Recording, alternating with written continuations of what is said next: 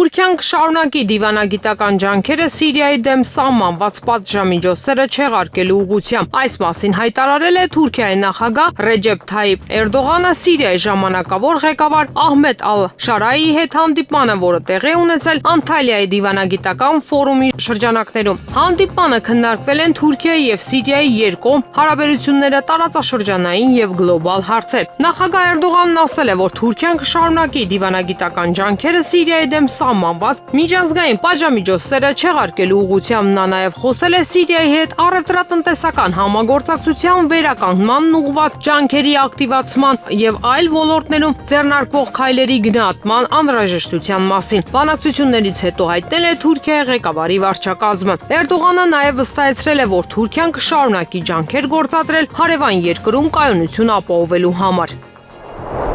Իրանի պատվիրակությունը արտաքին գործերի նախարար Աբբաս Արաղչիի գլխավորությամբ ժամանել է Մուսկատ ԱՄՆ-ի հետ բանակցությունների։ Այս մասին հայտնում է CNN հեռուստաալիքը։ Պատվիրակության կազմում են փոխարտգործնախարարներ Մաջիդ Թախտ Ռավանչին եւ Քազեմ Ղարիբաբադին, գերատեսչության պաշտոնական ներկայացուցիչ Էսմայել Բաղային եւ մի շարք իրանցի դիվանագետներ։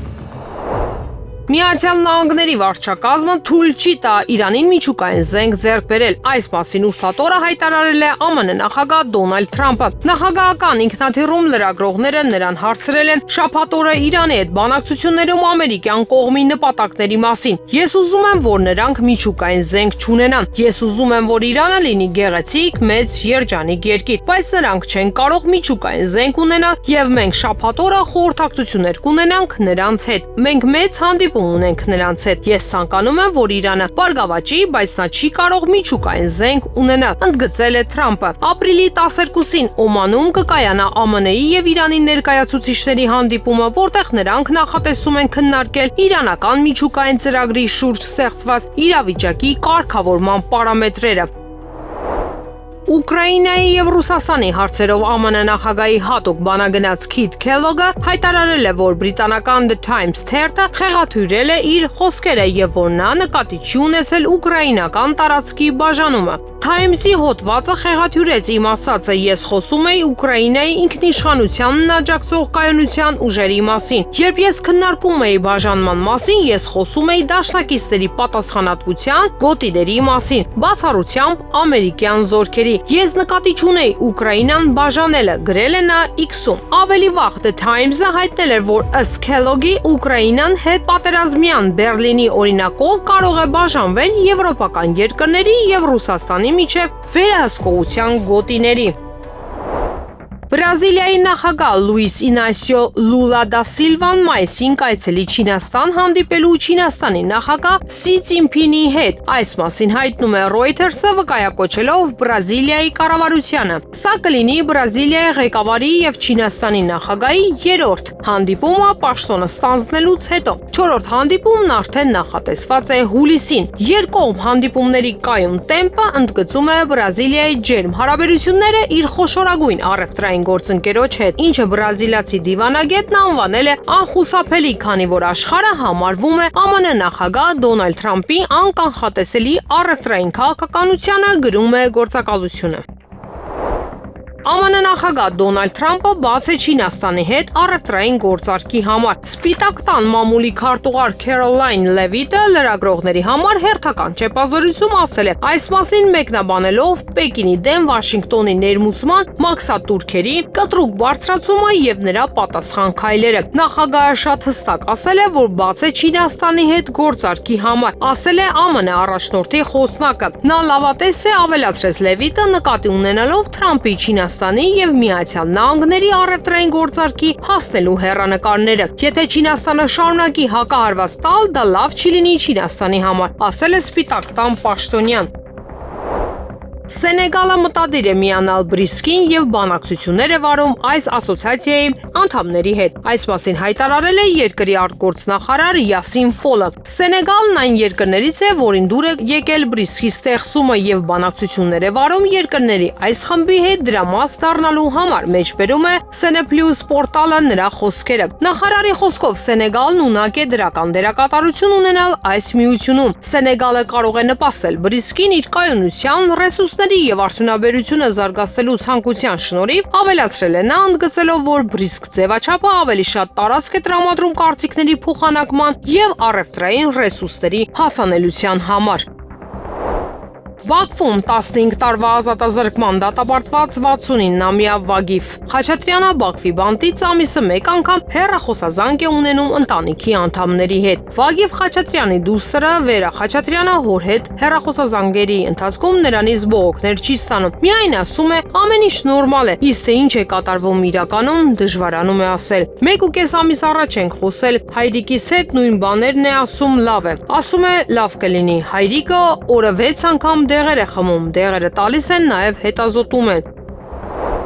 Հայաստանի Հանրապետության ազգային ժողովի падգամավոր Տիգրան Աբրամյանը գրում է Ադրբեջանը որոշակի դադարից հետո կրկին ակտիվացրել է Հայաստանի տեղեկատվական թիրախավորման ենթարկելու գործողությունները։ Հայաստանի դեմ տեղեկատվական պատերազմը երբեք էլ չի կանգնել, այս դեպքում նկատի ունեմ ադրբեջանական կեղծ հաղորդագրությունները, հրադադարի խախտումներ անելու եւ Հայաստանին վերագրելու գործողությունները։ Սրանով Ադրբեջանը մի քանի խնդիր է լուծում, առաջին թեման ծախում միջազգային հանրության վրա առայն, որ իրենք այնքան կառուցողական են, որ դեռ հանդուրժում են հայկական սադրանքները։ Երկրորդ տեղեկատվական այս օպերացիայով փորձում են լեգիտիմացնել վերջին 3 շաբաթների ընթացքում հայկական բնակավայրերի նկատմամբ վախի ու ահաբեկման միջոցառումների իրականացումը։ Երրորդ Ադրբեջանը Հայաստանի դեմ ագրեսիայի հիմքեր է նախապատրաստում։ Չորրորդ այս ողջ process-ը առաջնագծի իրողություններից միջև քարոզչական հարձակումներ ծառայեցվելու են բանակցային գործընթացում ճնշումներ բանեցնելու եւ նոր զիջումներ ստանալու ակնկալիքով։ Այս 4 դրույթները միմյանց հետ փոխկապակցված են եւ տարբեր իրադրություններում դրանք կարող են աշխատող գործոններ դառնալ։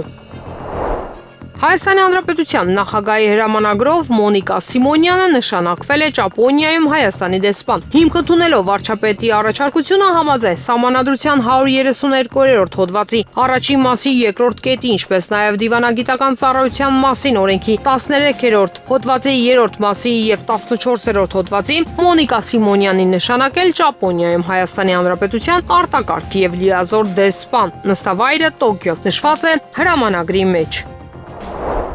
Ադրբեջանի արտաքին գործերի նախարարությունը խստորեն մերժում եւ դատապարտում է Եվրոպայի խորհրդի խորհրդարանական վեհաժողովի նախագահ Թեոդորոս Ռուսոպուլոսի Alpha News հեռուստաալիքին տված հարցազրույցում Ադրբեջանին ուղղված մեղադրանքները։ Այս մասին ասվում է արտաքին գործերի նախարարության մամուլի քարտուղար Այհան Հաջիզադեի մեկնաբանությունում փոխանցում են այդ երկրի ԶԼՄ-ները։ Հայտնի է, որ չնայած երկխոսության համար ադրբեջանական կողմի բաց լինելուն, նույնիսկ Եվրոպայի խորհրդի կանոնադրության խախտման եւ Եվրոպայի խորհրդի խորհրդարանական վեհաժողովի լիազորությունները գերազանցելու հետևանքով Ադրբեջանի դեմ արված քայլից հետո Ռուսոպուլոսը, Շվաբեն եւ նրանց նման մի շարք այլ անձիկ անընդհատ փորձում են ստվեր գցել մեր երկրի դիրքորոշման վրա, հիմնված միջազգային իրավունքի եւ արդարության վրա։ Եվրոպայի խորհրդի խորհրդարանական վեհաժողովն վերջին տարիներին վաստակել է ադրբեջանական ժողովրդի արդարացի ատելությունը երկակի ստանդարտների վրա հիմնված իր հակաադրբեջանական քաղաքականության պատճառով մեր երկրի ղեկավարին վիրավորելը եւ նրան բռնապետ անվանելը միանգամայն անընդունելի է եւ քաղաքական անգրագիտության եւ կուլտուրայի պակասի դրսեւորում է։ Վեհաժողովում տիրող հիստերիկ իրավիճակը եւ կառույցը գլխավորող բռնապետ Ռուսոպուլոսը Եվրոպայի խորհրդի խորհրդարանական վեհաժողովում ողբալի վիճակի դրսեւորում են։ Նույն իրավիճակն է ստեղծվել Եվրախորհրդարանում, ինչ վերաբերում է մարդու իրավունքների եվրոպական դատարանի որոշումների վերաբերյալ մեր դիրքորոշմանը, ապա անհեթեթ է Ադրբեջանից պահանջել դատարանի կայացած որոշումների կատարումը հաշվի առնելով, որ Ադրբեջանը չի մասնակցել դատավորների ընտրությանը։ Նման պայմաններում դատական որոշումների կատարումն անհնար է։ Նշենք, որ Թեոդորոս Ռուսոպուլոսի անունը Եվրոպայի խորհրդի խորհրդարանական վեհաժողովի 76 անդամների հետ ընդգրկվել է սև ցուցակում, ովքեր պաշտպանել են Եվրոպայի խորհրդի խորհրդարանական վեհաժողովում ադրբեջանական պատվիրակության լիազորությունները կասեցնելու անարդար եւ իրավաբանորեն կասկածելի նախաձեռնությունը։ Եթե Ռուսոպուլոսը մտնի Ադրբեջան, նրա մուտքը կմերժվի, ասել է արտաքին գործերի նախարարության ներկայացուցիչը։ Ներքին գործերի նախարարությունը մշակել է Yedraft.am կայքում տեղադրել Հայաստանի Հանրապետության քրեական դատավարության օրենսգրքում լրացումներ կատարելու մասին օրենքի նախագիծը, որի նպատակը դատական նիստերին մեղադրյալի մասնակցությունը տեսակապի միջոցով ապահովելու հնարավորություն ստեղծելն է։ Նախագծով առաջարկվում է տեսակապի միջոցով մեղադրյալի մասնակցությունն իրականացնել այն դեպքերում, երբ դա անհրաժեշտ է հասարակական կարգի կամ հանրային առողջության պաշտպանության, մեղադրյալի կամ վարույթի այլ մասնակիցների հիմնական իրավունքների եւ ազատությունների պաշտպանության, հանցագործությունների կանխման ողջամիտ ժամկետում, դատական քննության ապահովման կամ վարույթի մասնավոր մասնակցի ցուցմունքի արժանահավատության ապահովման համար։ Տեսակապով մեղադրյալի մասնակցությունը ապահովելու դեպքում պետք է երաշխավորվեն հետևյալ նվազագույն պայմանները։ Դատական վարույթի մասնակիցները եւ մեղադրյալը պետք է հստակորեն տեսնեն ու լսեն միմյանց։ Մեղադրյալը եւ նրա պաշտպանը դատական նիստի ընթացքում պետք է խորհրդապահական կարգով հաղորդակցվելու հնարավորություն ունենան։ Երրորդը, մեղադրյալը պետք է հնարավորություն ունենա դատական նիստի ընթացքում տեսակապի միջոցով հետազոտելու բոլոր ապացույցները եւ վարույթի այլ նյութերը։ Ներքին գործերի նախարարությունն առաջարկում է մինչեւ ապրիլի 26-ը նախագծի վերաբերյալ դիտողություններն ու առաջարկությունները ներկայացնել Yedraft.am կայքի միջոցով։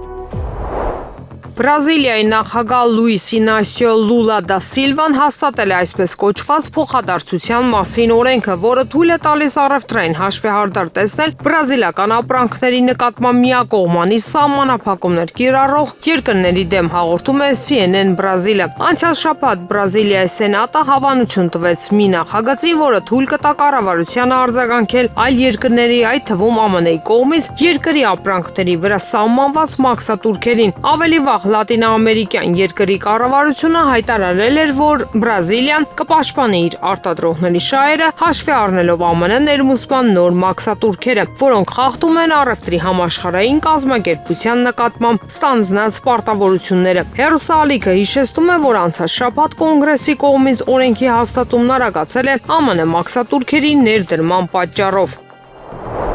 Գերագույն ռադայի խոսնակ Ռուսլան Ստեֆանչուկը հայտարարել է Ուկրաինայում նախագահական ընտրությունների նախապատրաստման մեկնարկը։ Նրա խոսքերը մեջբերում է Reuters գործակալությունը։ Նրա խոսքով ապագա ընտրությունների նախապատրաստական աշխատանքները սկսվել են, բայց գտնվում են ամենավաղ փուլում։ Տեղական, խորհրդարանական եւ նախագահական ընտրությունների անցկացման հաջորդականության մասին որոշում դեռ չի կայացվել, քանի որ դրանց միաժամանակ անցկացումը իրատեսական չէ։ Ինչպես գրում է գործակալությունը, Ուկրաինան հակամարտության ավարտից հետո պետք է օրենք ընդունի, որը սահմանում է ընտրությունների անցկացման ժամկետներն ու կանոնները։ Պաշտոնյաները, պատգամավորները եւ փորձագետները ըստ Ստեֆանչուկի արդեն աշխատում են այդ հարցերի շուրջ։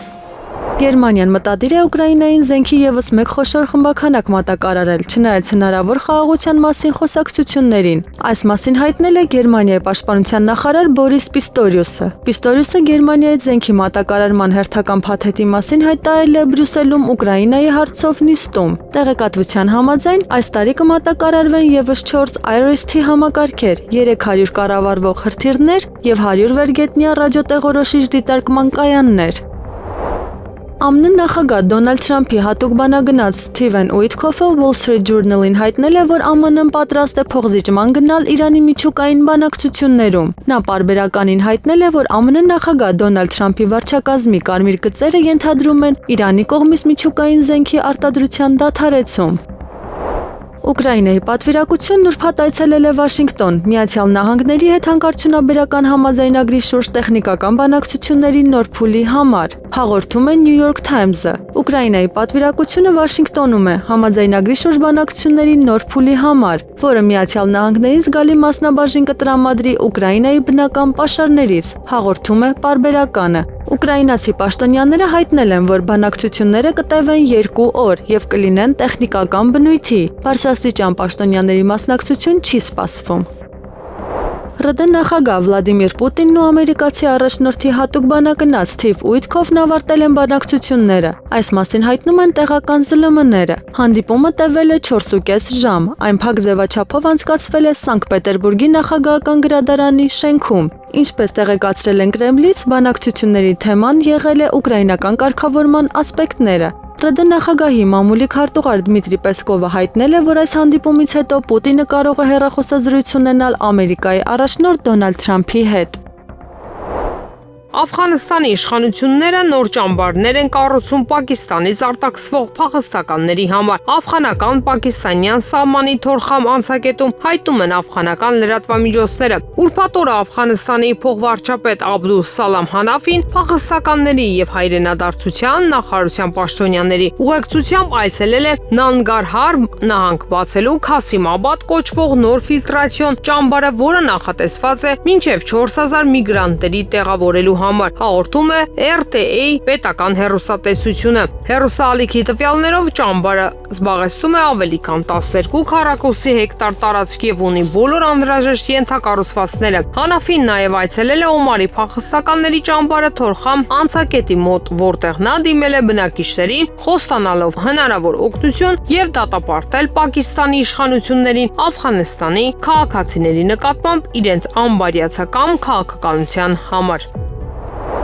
Ռուսաստանի արտգործնախարար Սերգեյ Լավրովը Անտալիայի դիվանագիտական ֆորումի շրջանակներում հանդիպում է ունեցել Իրաքյան Քրդստանի նախագահ Նեչիրվան Բարզանիի հետ։ Այս մասին հայտնել է Ռուսաստանի Դաշնության արտաքին գործերի նախարարության պաշտոնական ներկայացուցիչ Մարիա Զախարովան իր Telegram ալիքում։ Բանակցությունը Ռուսաստանի արտգործնախարար Սերգեյ Լավրովի եւ Իրաքի քրդական ինքնավար շրջանի նախագահի միջև Անտալիայում գրել է դիվանագետը։ Լավրովը նախորդին ժամանել էր Անտալիա մասնակցելու դիվանագիտական ֆորումին, նախատեսված է նրա ելույթը եւ մի շարք երկկողմ հանդիպումներ։ Ուկրաինայի Գերագույն Ռադան հաջորդ շաբաթ կքվեարկի ռազմական դրությունը եւ զորահավաքը, որոնք ավարտվում են մայիսի 9-ին, եւս 90 օրով երկարացնել օգտին։ Այս մասին հայտնել է Ուկրաինայի խորհրդարանի падգամավոր Յարոսլավ Ժելեզնյակը։ Ռազմական դրությունը եւ զորահավաքը կերկարացվեն շուտոն։ Դա տեղի կունենա ապրիլի 15-ից 18-ը 90 օրով, ասել է падգամավորը YouTube-ի իր ալիքում հրապարակված տեսանյութում։ Նա բացատրել է, որ այս հարցի շուրջ քվեարկությունը սովորաբար տեղի է ունենում խորհրդարանում ռազմական դրության եւ զորահավաքի ավարտից 2 շաբաթ առաջ։ Ժելեզնյակը կարծում է, որ Վլադիմիր Զելենսկին համապատասխան օրինագծերը Ռադային կներկայացնի ապրիլի 14-ին կամ 15-ին, որից հետո փաստաթղթերը կուսումնասիրվեն համապատասխան հանձնաժողովում, իսկ հետո դրանք կդրվեն ընդհանուր քվեարկության։ Պատգամավորը նշել է, որ այս երկարաձգումը անհնար է դարձնում օգոստոսին խորհրդարանական կամ նախագահական ընտրությունների անցկացումը։ Իրանի արտաքին գործերի նախարար Աբբաս Արաղչին Օմանի իր գործընկեր Բադր բեն Համադ բեն Համուդ Ալ-Բուսայդիի հետ հանդիպման ժամանակ նրան է փոխանցել Թեհրանի դիրքորոշումը հետագայում ԱՄՆ պատվիրակությանը փոխանցելու համար։ Այս մասին հայտնել է Իսլամական Հանրապետության արտաքին գործերի նախարարությունը։ Նաև Իրանի եւ ԱՄՆ-ի միջև անուղղակի բանակցություններին համահունչ արտաքին գործերի նախարարը Օմանի արտգործնախարարության ղեկավարին է փոխանցել Իրանի հիմնական վեկտորներն ու դիրքորոշումները։ Հետագայում հակառակ կողմին փոխանցելու համար ասվում է գերատեսչության Telegram ալիքում հրապարակված հաղորդագրության մեջ։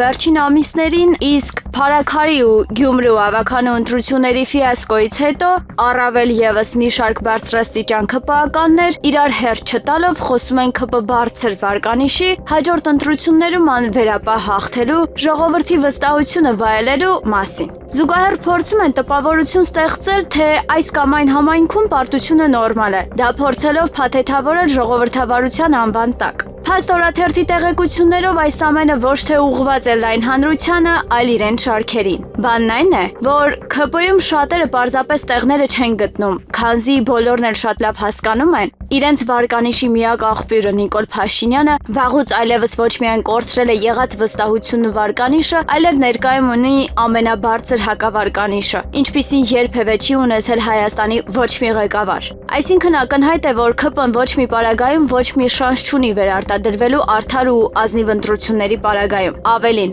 ԿՊ շարքերում ակտիվացել են խոսակցությունները, որ իրենց գուցե չփրկեն նաև վարչական ռեսուրսի տոտալ չարաշահումը, իրավապահ համակարգի ներգրավումը եւ այլն։ Հավանականությունը, որ ժողովուրդն այլևս չի տրվի այդ մանիպուլյացիաներին ու կքշի գործող իշխանություններին, չափազանց մեծ է։ Դրա համար պարզապես հարկ կլինի, որ հակաիշխանական տրամադրվածություն ունեցողները իսկ նրանք գերակշիռ մեծամասնությունն են կազմում, ակտիվ մասնակցեն ընտրություններին, որպեսզի իշխանությունները չկարողանան մոբիլիզացնել նշյալ ռեսուրսները։ իսկ դրան կարող է նպաստել իրապես ընդդիմադիր ուժերի մասնակցությունը։ Քանզի ակնհայտ է, որ մի քանի սատելիտ ուժերից բացի մնացյալը հաստատաբար հանդես են գալու հականիկոլական դիրքերից։ Մյուս կողմից ՔՊ-ում հասկանում են, որ արտաքին աջակցություն էլ չկա։ Արևմուտքն արդեն նախկին ոգևորվածությունը չունի իրենց հանդեպ, իսկ Ռուսաստանի հետ մաքսիմալ փչացրել են հարաբերությունները։ Ըստ այդմ շատ ՔՊ-ականներ մտորումների մեջ են 2026 թվականին ընտրությունների գնալ ՔՊ-ի հետ, թե ճիշտ ժամանակին հեռու մնալ շառ ու փորձանքից։ Ֆուտբոլի Հայաստանի հավաքականի նախկին ավագ Սարգիս Հովսեփյանը իր Facebook-յան էջում գրել է. Ոչ ոքի իրավունք տրված չի հայկական ֆուտբոլը հասցնել այս աղետալի վիճակին։ Բերել անհիմն պատճառներ ձախողումների համար, շարունակել կառավարել եւ հայտնել, որ շարունակելու է կառավարումը, քանի որ իրենց հրաժարականը չեն պահանջում հասարակական կազմակերպությունները, որոնց մի զգալի մասին ձայնի իրավունք են տվել հենց ներկայիս ղեկավարները։ Հայկական ֆուտբոլը ձեր եւ մի քանի հասարակական կազմակերպություններինը չէ։ Պատասխան պիտի տաք նախ ինքներդ ձեր, ապա ոլորտի պրոֆեսիոնալների, իրական նվիրյալների, հավաքականի, դրոշի ու զինանշանի համար խաղադաշտում եւ դրանից դուրս կռված մարդկանց, երկրպագուների եւ ֆուտբոլասերների առաջ։ Իրեն նվիրյալ համարող անձնավորությունը կործանում է հայկական ֆուտբոլը։ Ռուս-ուկրաինական պատերազմը խանգարեց մեր հավաքականներին, չխանգարելով Ուկրաինայի հավաքականին։ 100-ից ավել կառուցված մարզադաշտեր, սակայն 100-ակի մեջ չմտնող ազգային հավաքական։ Կորոնավիրուսը շրջանցեց ֆուտզալի հավաքականին, չշրջանցելով մեր մնացած հավաքականներին։ Հայաստանի ֆուտբոլի ֆեդերացիան խոստովանեց, որ իր նպատակը եղել է խոշոր հաշվով չպարտվելը։ Դուք խոստովանել եք, որ ձախողել եք։ Ժամանակն է, որ պատասխան տաք ձեր ձախողումների համար։ Ժամանակն է թողնեք այն աթոռները, որոնցից այդքան ջանասիրաբար կառչել եք։ Մարդ, որը չի գիտակցում, որ սա աթոռակռիվ չէ, այլ հայկական ֆուտբոլի եւ ապագայի պայքար։ Ռուբեն Վարդանյանի որդին Դավիթ Վարդանյանը եւ Վարդանյանի միջազգային իրավախորհրդատու Ջարեդ Գենսերը հյուրընկալվել են ամերիկացի հայտնի հաղորդավար, իրավաբան Հյու Հյութին եւ խոսել Ադրբեջանում ապօրինի պահվող Ռուբեն Վարդանյանի եւ մյուս հայգերիների մասին։ Շատ կարեւոր է, որ լսարանը հասկանա այն իրավիճակը, որի հետ մենք գործ ունենք։ Ըստ տարբեր միջազգային կազմակերպությունների զեկույցների Nararial Freedom House-ի, Ադրբեջանը դասվում է աշխարհի ոչ ազատ երկրների շարքին եւ համարվում է ամենափակ ավտորիտար ռեժիմներից։ Խնդիրն այն է, որ 2023 թվականի սեպտեմբերին հորս ձերբակալությունից ի վեր ընտանիքի ոչ մի անդամ չի կարողացել անձամբ տեսնել նրան։ Միակ բանը, որ մենք ունեցել ենք, հեռախոսազանգերն են, որոնք մի քանի րոպե են տևում։ Կա նաև Կարմիր խաչի միջազգային կոմիտեն, որը այցելում էր բանտարկյալներին, բայց ցավոք, այս տարվա սկզբին Ադրբեջանը հայտարարեց երկրում գործող շատ միջազգային կազմակերպությունների, այդ թվում Կարմիր խաչի գրասենյակների փակման մասին, ինչը նշանակում է, որ հիմա գերիներին ավելի մեկուսացված են լինելու,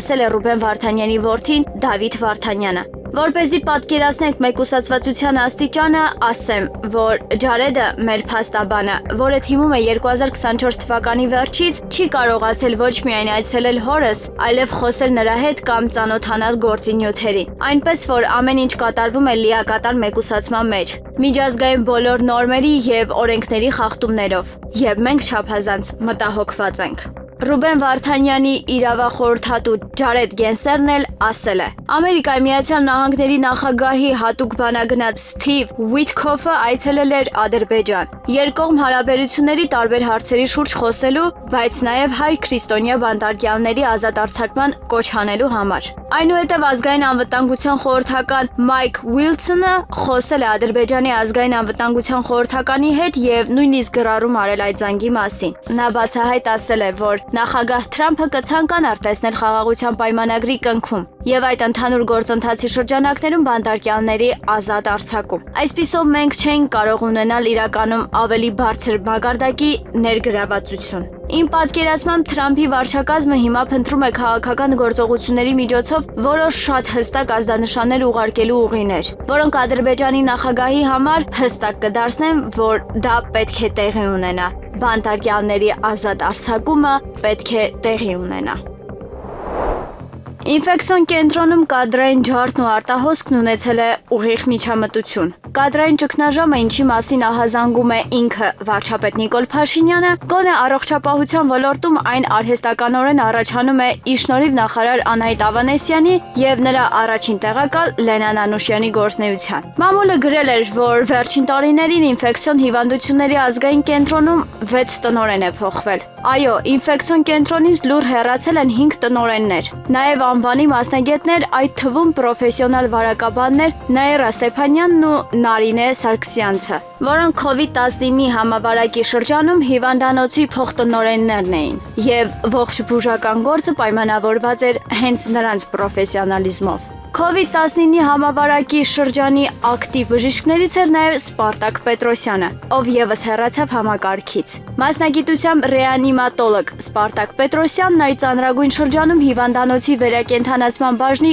վարիչն է եղել, գերբարդ ու գերծանր պատասխանատվությամբ։ Հավանաբար չդիմանալով ստեղծված պայմաններին վերջին 3 ամսվա ընթացքում հերթով ազատման դիմումներ են գրել տնօրենի ժամանակավոր պաշտոնակատար Սպարտակ Պետրոսյանն ու վերջինիս ամիսներ առաջ փոխարինած Կարեն Հակոբյանը։ Առողջապահության փոխնախարար Լենան Անուշյանն իր ընկերուհուն, ով մասնագիտությամբ հոգեբան է, նշանակել է ՄԻԱՎ-ի դեմ պայքարի գլոբալ հիմնադրամի ծրագրերը համակարգող խմբի ղեկավար։ Այդ պաշտոնից հեռացնելով խմբի երկարամյա ղեկավար Հասմիկ Հարությունյանին։ Նույն կառույցում բարձր աշխատավարձով տեղավորել է իր սանուհուն Սևիլիա Աբրահամյանին։ Փոխարենը այս կառույցը լքել են ոլորտում աշխատելու տարիներին փորձ ունեցող աշխատակիցներ Քրիստինե Խաչատրյանն ու Լիլիթ Խաչատրյանը։ Այսպիսով, Ավանեսյան Անուշյան զույգն իրեն ձեռքերում են կենտրոնացրել ՄԻԱՎ-ի դեմ պայքարի միլիոնավոր դոլարների ֆինանսական միջոցներն ու ծրագրերը, առիթն օգտագործելով եւ իրենց մտերիմներին տեղավորելով բարձր աշխատավարձերով պաշտոններում։ Ավանեսյանի եւ Նանուշյանի հովանավորյալ կորտիզոլն ու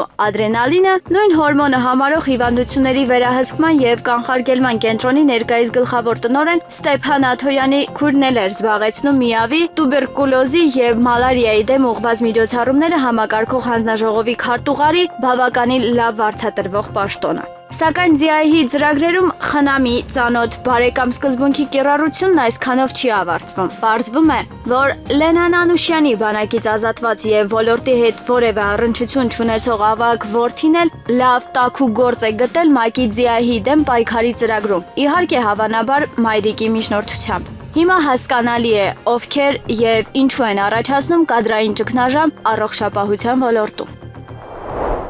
Հայաստանի եւ Ադրբեջանի արտգործնախարարներ Արարատ Միրզոյանը եւ Ջեյհուն Բայրամովը երկկողմ հանդիպում են ունեցել։ Այս մասին տեղեկանում ենք Հայաստանի Հանրապետության արտգործնախարարության X էջից։ Հանդիպումը տեղի ունեցել Անտալիայում անցկացվող դիվանագիտական ֆորումի շրջանակում։ Կողմերը քննարկել են Հայաստանի եւ Ադրբեջանի միջև խաղաղության եւ միջպետական հարաբերությունների հաստատման մասին համաձայնագրի տեքստի վրա աշխատանքների ավարտից հետո կազմակերպչական գործընթացում արկան իրավիճակը, ասված է հաղորդագրությունում։ Նշվում է, որ նախարարները պատրաստակամություն են հայտնել շարունակել երկխոսությունը։ Ուկրաինան մոբիլիզացնելու է 18-ամյա քաղաքացիներին։ Նման համոզմունք է հայտնել 93-րդ բրիգադի հրամանատար Շամիլ Կրուտկովը։ Ես վստահ եմ ցավոք, որ մենք մոբիլիզացնելու ենք 18 տարեկանից։ Սրանք իրողություններ են, որոնց հետ մենք հնարավոր է ստիպված լինենք առերեսվել, ասել է ուկրաինացի զինվորականը։ Նա հավելել է, որ նման որոշումը վաղուց է հասունացել։ Ուկրաինական հրամանատարությունը, ինչպես ցույց է տալիս պրակտիկան, որոշումներ է կայացնում այն ժամանակ, երբ դա պետք էր անել դեռ 3, ընդգծել է Կրուտկովը։ Կամավորներն ըստ նրա բավարար չեն ռուսական բանակին կանգնեցնելու համար։ ԱՄՆ նախագահ Դոնալդ Թրամփի վարչակազմին դժվար կլինի Ուկրաինայում օգտակար հանածոների արդյունահանում սկսել ռազմական գործողությունների պայմաններում։ Ուստի ամերիկյան իշխանությունները կարող են ստիպել Կիևին համաձայնել Մոսկվայի հետ խաղաղության։ Այս մասին հայտնել է Խերսոնի մարզի նահանգապետ Վլադիմիր Սալդոն։ Պաշտոնյայի կարծիքով Թրամփը մինչև վերջ ճնշում է գործադրելու Ուկրաինայի նախագահ Վոլոդիմիր Զելենսկու վրա օգտակար հանածոների վերահսկման վերաբերյալ գաղութային պայմանագիր կնքելու համար։ ԱՄՆ վարչակազմը Ուկրաինայի հետ օգտակար հանածոների վերաբերյալ համաձայնագրի նախագծում ներառել է Եվրոպա գնացող Գազպրոմի խողովակաշարի ուկրաինական հատվածի նկատմամբ վերահսկողությունը փոխանցելու պահանջը։ Իսկ այժմ եղանակի մասին այսօր առանձին հատվածներում հնարավոր է կարկուտ, իսկ վաղվանից մինչև ապրիլի 14-ը գիշերային ժամերի լեռնային շրջաններում տեղումները կդիտվեն ձյան տեսքով։ Օդի ջերմաստիճանն ապրիլի 11-ին կնվազի 5-ից 7 աստիճանով։